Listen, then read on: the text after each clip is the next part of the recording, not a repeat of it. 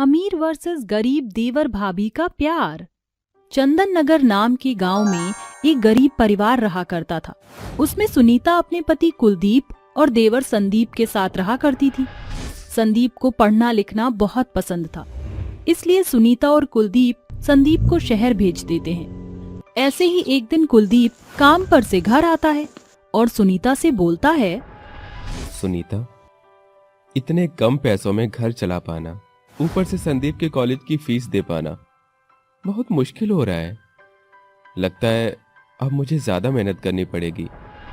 आखिर कुलदीप के कॉलेज की फीस भी तो भरनी है। आप कहो तो मैं भी काम कर लूं। मैं जो काम करूंगी उससे संदीप के कॉलेज की फीस भर देना और आपके पैसे से घर चल जाया करेगा। मैंने तुम्हें कभी काम नहीं करने दिया और अब तुम काम करोगी? तो क्या हुआ, आखिर संदीप मेरा भी तो कुछ लगता है। वैसे भी देवर भाभी का रिश्ता माँ बेटे जैसा होता है और मैंने संदीप को हमेशा अपने बेटे की तरह माना है।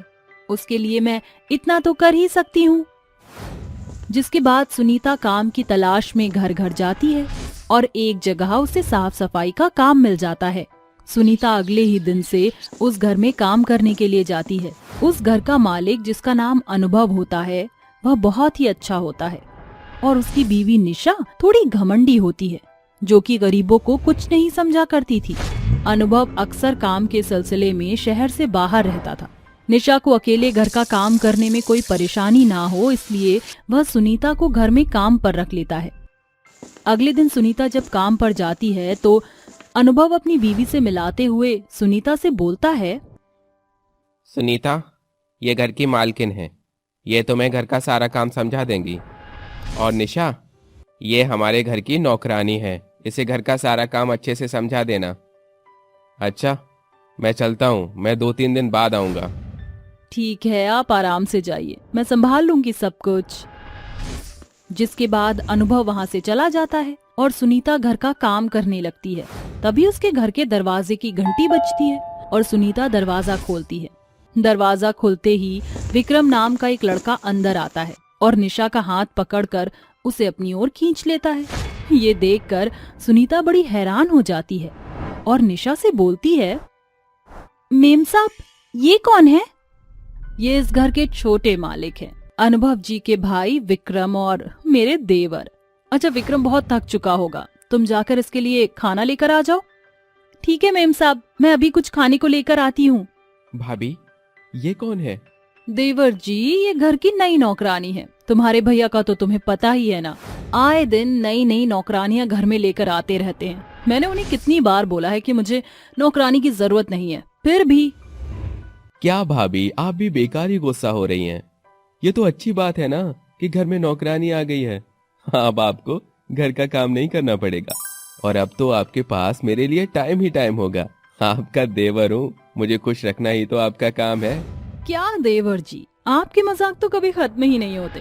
चलो अब बैठो, मैं अपने हाथों से आपको कुछ खिलाती हूँ। अरे मैंने तुम्हें कहा था ना, खाने को कुछ लेकर आओ मालिक के लिए। तुम अभी यहाँ से गई नहीं और यहाँ खड़ी होकर क्या देख रही हो? हमारी बातें सुन रही हो? नहीं मेम साहब, ऐसा नहीं है, मैं बस जा ही रही थी। क्या भाभी, आप भी ना पुराने जमाने की हीरोइन की तरह साड़ी डालकर बैठ जाती हो। अरे आजकल की हीरोइन की तरह बनो, छोटे छोटे कपड़े पहनकर दिखाओ ताकि देवर भी देखकर बोले, क्या भाभी मिली है। ये सब देखकर सुनीता को जरा भी अच्छा नहीं लग रहा होता है। काम खत्म होते ही शाम को सुनीता अपने घर जाती है। घर जाने के बाद सुनीता विक्रम और निशा के बारे में सोचती रहती है और सारी बात अपने पति को बताती है, जिस पर कुलदीप सुनीता से बोलता है, सुनीता, इन सब के बारे में तुम ज्यादा मत सोचो, ये बड़े लोग हैं, इनको रिश्तों का अर्थ नहीं पता। अच्छा, अब तुम सो जाओ, कल सुबह तुम्हें फिर से काम पर जाना है ना। जिसके बाद सुनीता सो जाती है और अगले दिन काम पर जाती है। अगले दिन भी निशा और विक्रम की बेशर्मी को देखकर सुनीता को अच्छा नहीं लगता और रोज रोज ही ये सब देखकर एक दिन सुनीता निशा और विक्रम के पास जाती है और बोलती है, आप दोनों मुझे माफ कीजिएगा, छोटा मुंह बड़ी बात है, पर मालकिन, देवर भाभी का रिश्ता माँ बेटे के रिश्ते की तरह होता है। आप दोनों जिस तरह से रहते हैं, इस तरह से आप इस पवित्र रिश्ते को गाली दे रहे हैं। अगर अनुभव मालिक ने ऐसा देख लिया, उनके दिल को बहुत ठेस पहुंचेगी। अब तुम मुझे बताओगी कि हम दोनों को कैसा रहना चाहिए। मुझे देवर भाभी के बीच की लिमिट्स पता है। कौन देवर भाभी आपस में मजाक नहीं करते? तुम्हारी इतनी हिम्मत कैसे हुई?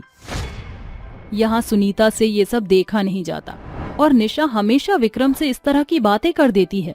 तो वहीं संदीप पढ़ लिख कर अपने गांव वापस आता है और जब उसे पता चलता है कि उसकी पढ़ाई के लिए उसकी भाभी ने अमीर घरों में जाकर उनके घर की साफ सफाई की है, तो बिना सोचे समझे भाभी से मिलने निशा के घर पहुंच जाता है, जहां वह देखता है कि निशा और विक्रम उसकी भाभी की बेइज्जती कर रहे होते हैं। ये सब देखकर संदीप को बिल्कुल भी अच्छा नहीं लगता और वह सुनीता के पास जाता है, उसके पैर छूकर आशीर्वाद देता है और उनसे बोलता है, तुम लोगों की हिम्मत कैसे हुई मेरी भाभी की बेइज्जती करने की? अरे मेरी भाभी की वजह से तुम साफ सुथरे कपड़े पहन रहे हो, खा पी रहे हो, और तुमने मेरी भाभी माँ की। तुम हो इस नौकरानी के देवर। अभी तुम्हारी भाभी बड़ी बड़ी बातें करेंगी। इससे पहले मैं तुम्हारी भाभी को धक्के मार कर निकालूं। इससे अच्छा यही होगा तुम अपनी भाभी माँ को यहाँ से चुपचाप ले जाओ। भाभी माँ बड़े लोग हैं, इनको क्या पता देवर भाभी का रिश्ता कितना पवित्र होता है। ऐसे गिरे हुए लोगों को मत समझाइए, इससे आप ही की जुबान खराब होगी। अब चलिए, यहाँ काम करने की जरूरत नहीं है। संदीप की बातें सुनकर विक्रम को गुस्सा आ जाता है। वह उस पर हाथ उठाने ही जाता है कि तभी अनुभव वहाँ आ जाता है और बोलता है, बस बहुत बर्दाश्त कर लिया मैंने। सही तो कह रही है सुनीता और संदीप, क्या गलत बोल रहे हैं?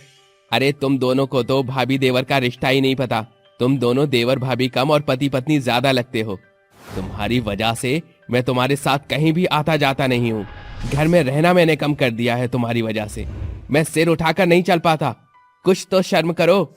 अनुभव की बातें और गुस्सा देखकर निशा को अपनी गलती का एहसास हो जाता है, जिसके बाद निशा और विक्रम अपनी लिमिट में रहना सीख जाते हैं और संदीप अपनी भाभी माँ को लेकर घर आ जाता है।